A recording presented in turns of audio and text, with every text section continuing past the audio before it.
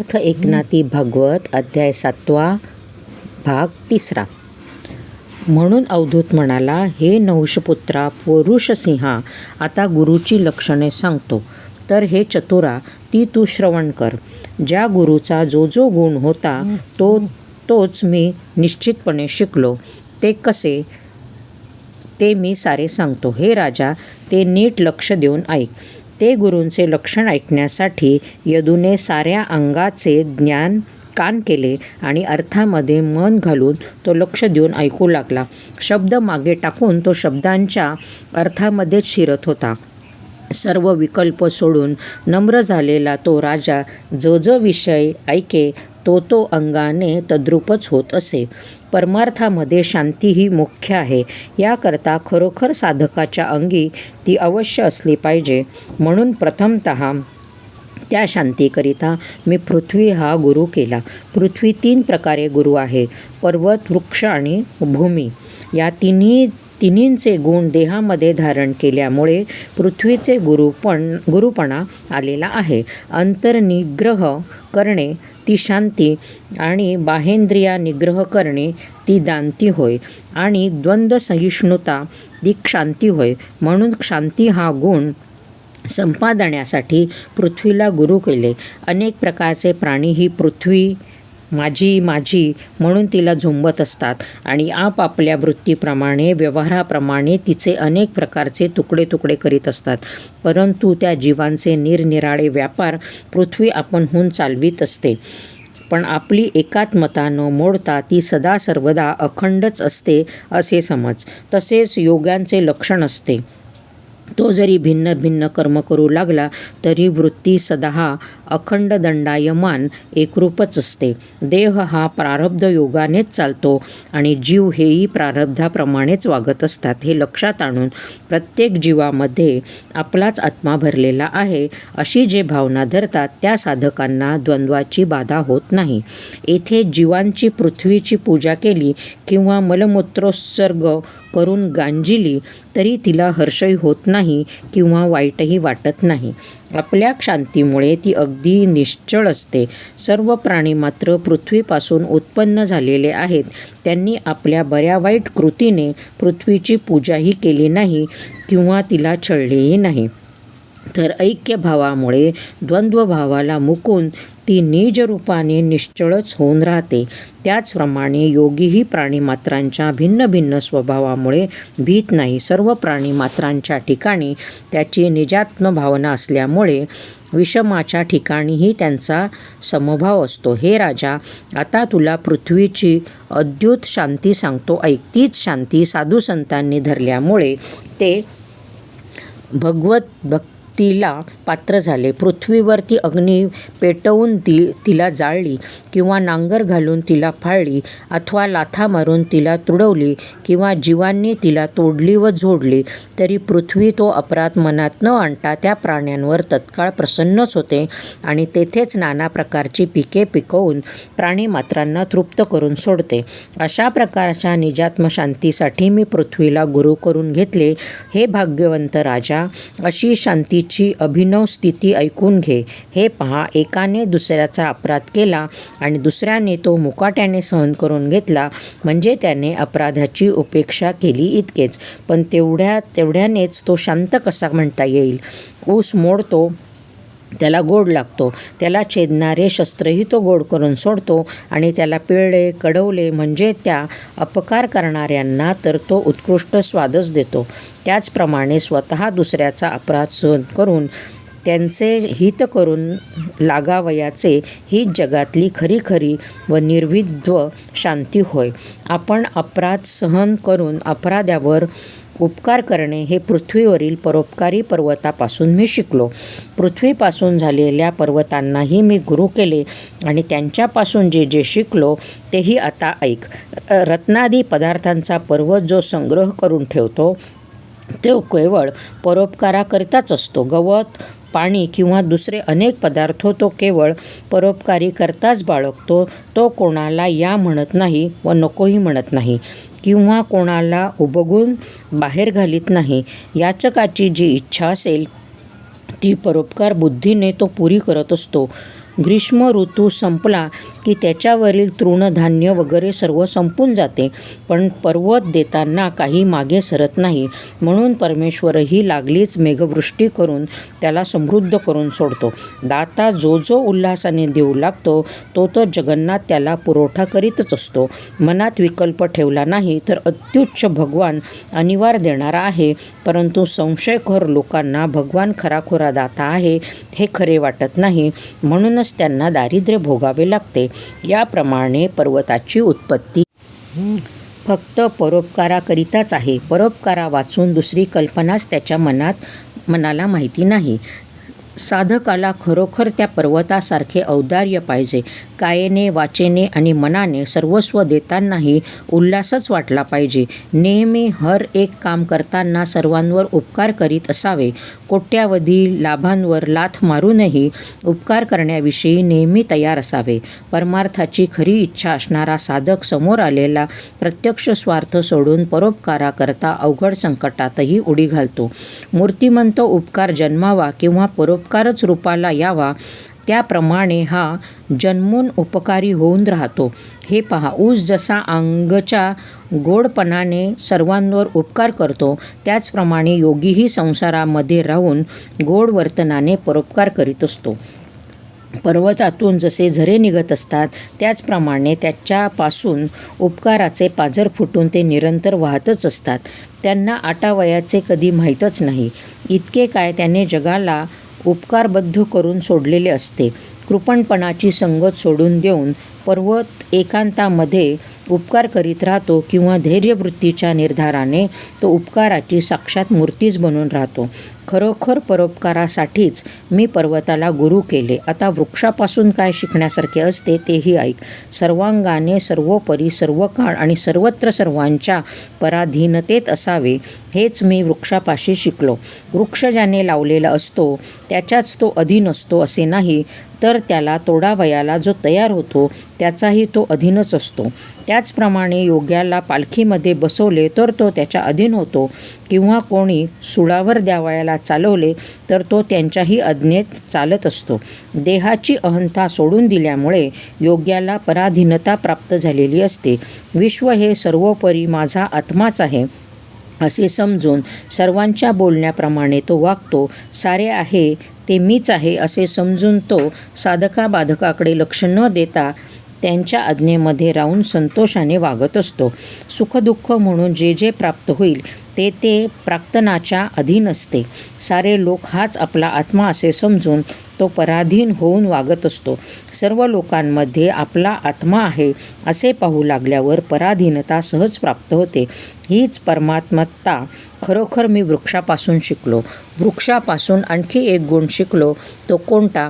तर अतिथीने पूजन करणे, तेही लक्ष देऊन श्रवण कर. वृक्षापाशी अतिथी आला तर तो त्याला कधीच विनमुख दडवत नाही. पान, फूल, फळ, मूळ, छाया, साल, लाकूड काही ना काहीतरी देतोच. वृक्षाचा तो प्रतिपाळ करतो. त्याला किंवा जो मुळामध्ये घाव घालतो त्याला, ह्या दोघांनाही सारख्याच रीतीने पुष्पांनी आणि फळांनी तो संतुष्ट करतो. वृक्ष ज्याप्रमाणे मुळासह वर्तमान सगळ्याच्या सगळा अतिथी प्रित्यर्थच देह खर्ची घालून सार्थक्य करून घेतो, त्याचप्रमाणे साधूही चित्त, वित्त, देह आणि शब्द सारेच अतिथीला अर्पण करून संतुष्ट करतो. अतिथीला परान्मुख होऊ द्यावयाचे नाही, हा साधूमध्ये अलौकिक गुण असतो. तो त्याला अन्न, द्रव्य, पाणी इत्यादी मोठ्या आनंदाने देत असतो.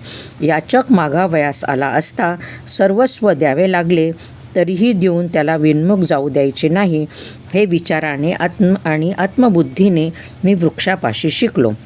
अशा प्रकारे पृथ्वी ही माझी गुरु झाली. आता दुसरा गुरुपणा वायूकडे आला. त्यापासून जे जे ग्रहण करावेसे वाटले तेही राजा ऐक. वायूला जे गुरुत्व आले आहे ते दोन प्रकारांनी असे समज. एक प्राणवायूच्या द्वाराने आणि दुसरं बाह्यवायूच्या द्वाराने. प्राणाप्रमाणे जो विषयाची आसक्ती धरीत नाही किंवा विषण सेवन केल्यावरही प्राणाला जसा अहंकार उत्पन्न होत नाही, त्याप्रमाणे त्याला अहंकार उत्पन्न होत नाही. प्राणाच्या हालचालीमुळे क्षुधा उत्पन्न होते, तिच्यामुळे प्राण क्षुब्ध होतो. त्यामुळे काया, वाचा, मन व इंद्रियेही विगलित होतात.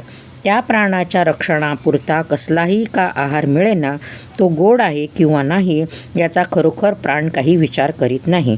त्याप्रमाणे योगी असतो तोही देहाचा अभिमान बाळगत नाही. तो विषय सेवन करतो, पण त्याला त्याची आसक्ती नसते. भुकेच्या तोंडाला कोंडा मिळो की मांडा मिळो, पण तो त्याला जिभेचा अंकित होऊ देत नाही. ज्ञानधारणा ढळू नये, इंद्रिये विकल होऊ नयेत, अशा बेताने व धैर्याने तो आहार सेवन करतो. प्राणामुळेच इंद्रिये सशक्त राहतात. प्राणाच्या योगानेच देह चालतो, पण देहकर्माला प्राण लिप्त होत नाही. तो अलिप्ताप्रमाणेच वागत असतो. त्या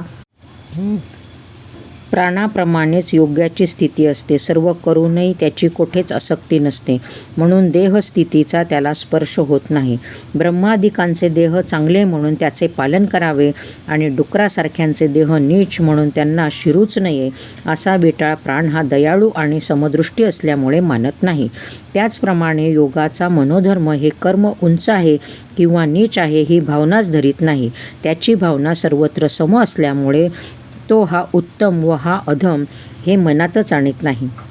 राजाचा देह आवडीने प्रतिपाळ करावा आणि भिकाऱ्याचा देह सोडून द्यावा असा कुढा भाव प्राणाचा कधीच असत नाही. त्याचा सर्वत्र शुद्ध समान भावच असतो. प्राण अपान, समान, उदान किंवा सर्व संधीत राहणारा व्यान इतकी नावे व इतकी त्याची स्थाने असूनही प्राण हा आपला एकपणा सोडित नाही. त्याचप्रमाणे उंच नीच वर्णावर्ण पाहून किंवा उत्तम अधम इत्यादी गुणावगुण पाहून योगी आपला सर्वत्र स्वभाव कधीच सोडत नाही. प्राण हा खरोखर देहाच्या आत असूनही बाह्यवायूशी भेदभाव धरीत नाही. त्याचप्रमाणे योग्याचीही अंतर्बाह्य एकच भावना असते. चतुर पुरुषांनी या वायूप्रमाणे दुहेरी ऐक्यता साधली पाहिजे. अंतर्बाह्य नेहमी सारखे ऐक्यभावाने वागावे. प्राणवृत्तीची सारी लक्षणे तुला सांगितली. आता बाह्यवायूची लक्षणेही नीट लक्ष देऊन ऐक. वायू हा सर्वांना स्पर्श करून जातो, पण कोठेच अडकून राहत नाही. त्याचप्रमाणे योगीही विषय सेवन करीत असता कोठेच आसक्त होत नाही. तो इंद्रियाच्या संगतीत बसून विषयामध्ये जरी खेळत असला तरी गुणदोषांच्या आसक्तीने त्याच्या ज्ञानाचा कधीच बिघाड होत नाही. वस्त्र, चंदन, स्त्री किंवा सुगंधी पुष्पाच्या माळा इत्यादी विलासांचा उपभोग तो घेत असला तरी वायू जसा जाळ्यामध्ये अडकत नाही, त्याचप्रमाणे योगीही विषयांपासून अलिप्तच असतो. ज्याप्रमाणे वाऱ्याने जाळे उडत असते, परंतु वारा काही जाळ्यात सापडत नाही, त्याप्रमाणे कितीही भोग भोगले तरी योगी त्या भोगात अडकत नाही. वाहत असणाऱ्या वायूला कोट्यावधी सुगंध येऊन मिठी घालत असतात, पण पोटामध्ये त्याची आसक्ती न धरता तो तत्काळ त्यांना सोडून पुढे होतो. त्याचप्रमाणे आत्मस्वरूपाने योगीही सर्व देहांमध्ये शिरलेला असतो. त्यामुळे त्या देहाच्या गुणाचा आश्रय त्या ठिकाणी घेत असतो. ज्याप्रमाणे सुगंधावर वारा लोळत असतो तरी तो त्या सुगंधाला शिवत नाही, त्याप्रमाणे आत्मदृष्टीच्या सामर्थ्याने तो देहाच्या गुणांना लिगटत नाही. ही परिपूर्ण आत्मस्थिती राजा तुला सांगतो ऐक. ज्याप्रमाणे आकाश हे सर्व पदार्थांपासून अलिप्त असल्याची प्रचिती येते, त्याचप्रमाणे ही स्थिती आहे. आकाश हे निर्मळ, अभेद्य, अलिप्त आणि सर्व पदार्थांशी समान भाव धरणारे आहे. म्हणून आकाशाला मी गुरुत्व दिले. ते विषयामात असून समसंगात असून असंग आणि भेद केला तरी त्याचा अभेद मोडत नाही, म्हणून आकाशाला गुरु केले आहे. सापाचे आणि मुंगसाचे वैर आहे, पण दोघांच्याही हृदयामध्ये आकाशे आहेच. वैर आणि निवैर हे आकाशाला ठाऊक नाही. योग्याची स्थिती पण तशीच असली पाहिजे. त्या आकाशाच्या दृष्टांतानेच योगीही आपल्या परिपूर्ण व्यापकत्वाने ब्रह्म या भावनेनेच आपल्याला पाहत असतो. ब्रह्म समन्वयाने पाहू लागले म्हणजे स्थावर जंगमाच्या ठिकाणी आपणच भरून राहिलो आहो. आपल्याशिवाय एक तीळभरही कमी जास्त जागा नाही असे त्यास दिसू लागते. आकाश साऱ्या पदार्थांमध्ये असतेच, पण ते सर्वांना काही दिसत नाही. त्याप्रमाणे योगीही दृश्य आणि द्रष्टा यांच्या पलीकडील स्थितीत सर्वत्र असतो. वरची भाल्याने काही आकाशाला भोग पडत नाही किंवा वणव्याच्या जाळ्याने तो जळत नाही. ते ज्वाळापासून वेगळे नसतानाही जसेच्या तसे टवटवीत असते. त्याप्रमाणे योग्यालाही सारी द्वंद्वे कोणत्याच काळी बांधू शकत नाही. द्वंद्वावेगळे न होताच त्याचे स्वरूप शोभत असते. योग्याला तोडावा म्हणून त्याच्यावर लवकर लवकर शस्त्राचे भारे जरी टाकले तरी त्या शास्त्रामध्ये तो आपल्यालाच पाहतो. त्यामुळे आकाशाला असे घाव लागत नाही. त्याप्रमाणे त्यालाही ते घाव लागत नाही. जे जे द्वंद्व त्याला बाधा करावयाला येते ते ते आपलेच स्वरूप आहे असे त्याला वाटते. त्यामुळे सहजच द्वंद्वभावाला मुकून अबाधित असे निजरूपच शिल्लक राहते. आकाश हे डोहात बुडल्यासारखे दिसते, पण ते काही पाण्याने भिजत नाही. त्याप्रमाणे योगी हा सर्व देहात असूनही अलिप्त असतो. आकाशाला चिखल सारावयाला गेले तर तो आकाशाला न लागता लावूळ जाणाराच चिखलाने मागतो. तद्वत योग्याला दोषी असे म्हणतो, त्या म्हणणाऱ्याला मात्र दोष लागतो. आकाश हे लोकांमध्येच असून लोकांच्या घर्षणाने ते कधी मळत नाही. त्याचप्रमाणे योगीही सारी कर्मे करून कर्मठपणाने कधी मलिन होत नाही. मोटेमध्ये आकाश बांधावयास गेले तर चारही पदर रिकामे मात्र पडतात. त्याप्रमाणे कर्माने योग्याला बद्ध करू लागले तर ते कर्म निष्कर्मच होऊन जाते. घटामध्ये आकाश असते त्याला घटकाश असे म्हणतात. वास्तविक पाहू गेले असता घटाच्या आतून आणि बाहेरूनही आकाश परिपूर्ण भरलेलेच असते. त्याप्रमाणे आत्मा हा देहात आहे असे म्हणतात, परंतु तो देहाच्या बाहेरही असतो. देह हा जागच्या जागी मिथ्या असून चैतन्य स्वरूप मात्र परिपूर्ण आहे. पृथ्वीवरच्या धुळीने आकाश काही गढूळ होत नाही. पाण्याच्या योगाने ते पाघळत नाही. अग्नीच्या ज्वाळांनी ते जळत नाही किंवा वायूच्या बळाने ते उघडतही नाही. कडकडून अभ्रे आली म्हणजे आकाश झाकून जाते, पण त्यातील कोणालाही ते स्पर्श करीत नाही. ते अलिप्तपणाच्या सामर्थ्याने जसेचे तसे असते. त्याचप्रमाणे योगीही आत्मस्वरूपाच्या समरसतेत असताना काळाने निर्माण केलेल्या गुणांना वश होत नाही.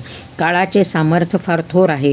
तो देहाला जरामरण आणतो, पण योगी हा स्वतः देहातीत असल्यामुळे तो जन्ममरण पाहत नाही. स्वप्नात चिंतामणी सापडला आणि तो लागलाच एखाद्या अंधारा विहिरीत पडला तर जागा झाल्यावर मोठी हानी झाली असे तो म्हणत नाही. त्याचप्रमाणे योगाला देहसंग घडत असतो. देवादिकांच्या देहांनाही खाऊन टाकणारा जो काळ तो सुद्धा योगाच्या चरणांचे वंदन करतो.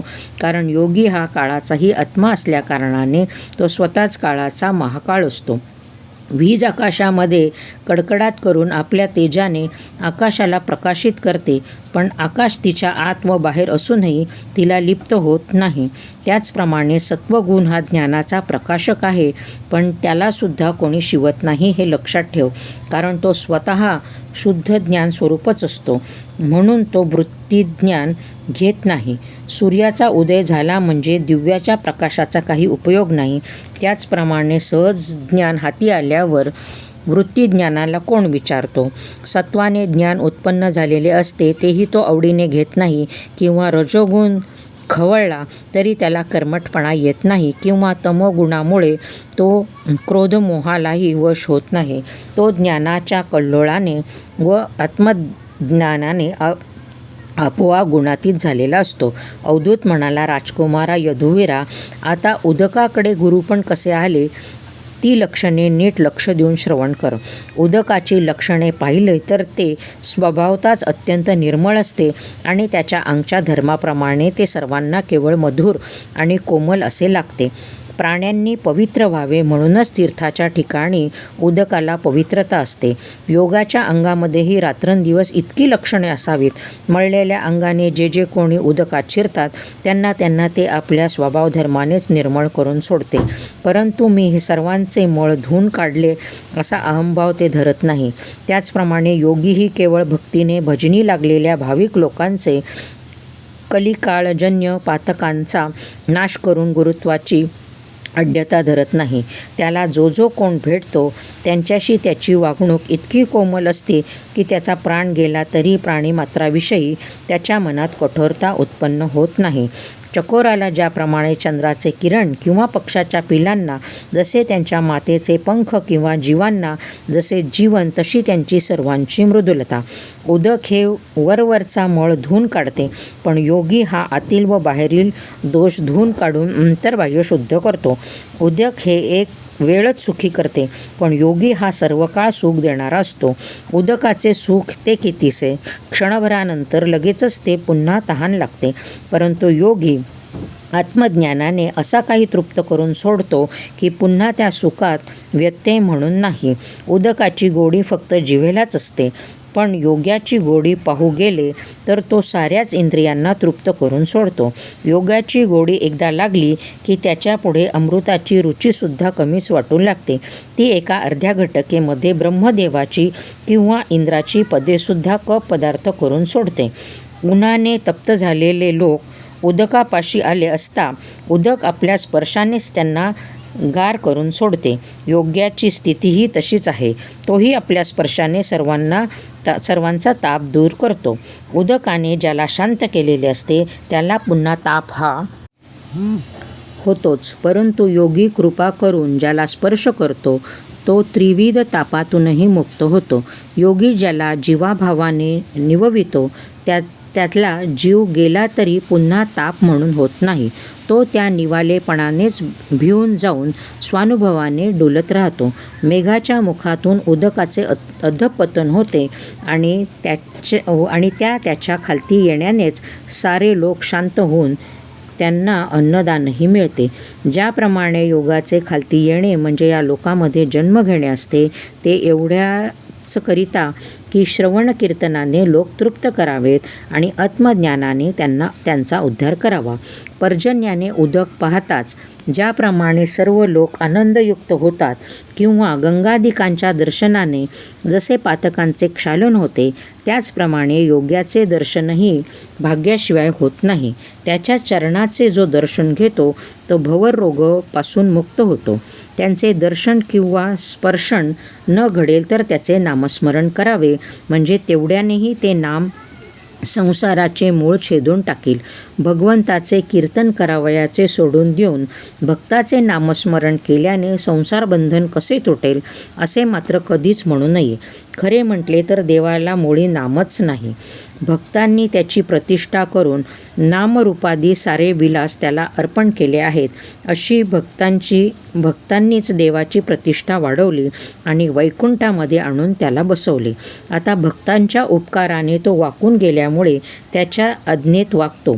देवभक्तांच्या वचनाप्रमाणे धड नर नव्हे व धड सिंहही नव्हे असे स्वरूप धारण करून खांबामध्ये प्रकट झाला आणि त्याने भक्तांचा शब्द खरा केला. आता सुद्धा प्रत्यक्ष प्रमाण आहेच की तो ज्ञानानंद घन देव आपल्या दासांच्या वचनासाठी पाषाणाच्या प्रतिमेतही प्रकट होतो. भक्तांच्या भावनेने देवावर ओझे होऊन त्या उपकाराने तो वाकून जातो. म्हणून भक्तांचे वचन त्याला मोडवत नाही. भक्तांच्या पांगेमुळे देव पांगळा होतो. म्हणून भक्तांचे नाव जेथे घेतले जाते तेथे देवाला अवश्य धावून जावे लागते. भक्तांच्या उपकाराचे उतराई होण्याकरता त्याला त्वरित पावावे लागते. म्हणून भक्तांचे नाम घेतले तरीसुद्धा संसार बंधन व्यथा नाहीशी होऊन जाते. असे सांगताना अवधूताचेही प्रेम अनावर झाले. यानंतरचा गुरु अग्नी आहे. त्याचेही लक्षण सांगतो. ती कानाला आणि मनाला एक करून अगदी सावधपणाने ऐक. अग्नी आपल्या स्वयंभू तेजानेच दैदिप्यमान असतो. त्याला प्रत्यक्ष हातात धरवत नाही, पण तोच अग्नी प्रत्येकाच्या पोटात साठवला असून तो आपल्या तेजाने सारे भक्षण करून टाकतो. त्याचप्रमाणे योगीही भगवत भावाने दैदिप्यमान असल्यामुळे देवादिकांना सुद्धा त्याला धरण्याचे सामर्थ्य नसते. खैराचे निखारे जसे हातात धरवत नाहीत, त्याचप्रमाणे योगीही धरावयाला अतिशय कठीण आहे. गुणांसह वर्तमान मायाचा व्यवहारसुद्धा त्याला आवरण्याला समर्थ नाही. अग्नीला ज्याप्रमाणे मुख हेच एक पात्र असते, त्याप्रमाणे योगाचे पात्र म्हणजे एक उदर मात्र असते. काही विशिष्ट ठेवणे झाल्यास त्याच्या संग्रही दुसरे पात्रच नसते. अग्नी जे सेवन करतो त्याला जाळून आपल्यासारखेच करून टाकतो. अशा प्रकारे योगी सारे भक्षण करतो, पण मलिनतेला शिवतही नाही. सुगंधी चंदन काष्ट असो किंवा दुर्गंधयुक्त दुसरे लाकूड असो, कडुलिंबाचे लाकूड असो की गोड उसाचे चिपाड असो, त्यांचा आकार विकार सारा जाळून टाकून अग्नी हा त्यांना आपल्यासारखेच करून टाकतो. त्याप्रमाणे योगी ज्या वस्तूचा स्वीकार करतो तिच्याकडे तो प्रथम आत्मदृष्टीने पाहतो, त्यातील दोष बाहेर घालवून मग त्या पदार्थाचा आत्मभावाने स्वीकार करतो. जे भोग्य तो भोगावायला जातो तेथे तो प्रचिती पाहतो, त्यामुळे भोगताही तद्रूपच होऊन जातो. हाच योग्याचा भोग होय. अग्नीत जी मळकी वस्तू पडते ती अग्निमुखाने निर्मळच होऊन जाते. त्याप्रमाणे योगी जे काही अल्प स्वल्प सेवन करतो तो परमपवित्रच होऊन जाते. अग्नीच्या मुखाने यज्ञ घडतो आणि त्या कर्माने स्वर्ग प्राप्त होतो, पण योगाच्या मुखामध्ये जे पडते त्यांनी पदच प्राप्त होते. राजा अग्नीचे आणखी हे लक्षण आहे, तेही लक्ष देऊन श्रवण कर. तेच साधकाचे साधन व सिद्धाचे लक्षण होय. होमकुंडामध्ये पुरलेला अग्नी आत तेजस्वी असून वरून भस्माने झाकलेला असतो किंवा यज्ञशाळेमध्ये त्याला प्रज्वलित करून याज्ञिक लोक मोठा यज्ञही करतात. उपासकाच्या मनामध्ये जी जी भावना असते ते श्रेय अग्नी त्याला उत्पन्न करून देतो आणि पूर्वोत्तर सर्व पातके जाळून टाकून हवी ग्रहण करतो. तशीच योगाची लीलाही भाविकांच्या नेत्रांना प्रकट दिसते. एखाद्यापासून तो अगदी गुप्तच होऊन असतो, पाहू गेले तर मुळीच दृष्टीस पडत नाही. अशाच्या ठिकाणी भाविक लोक भक्तीच्या बळाने जे काही अर्पण करतात त्याचे मुमुक्षूंना मोक्ष प्राप्त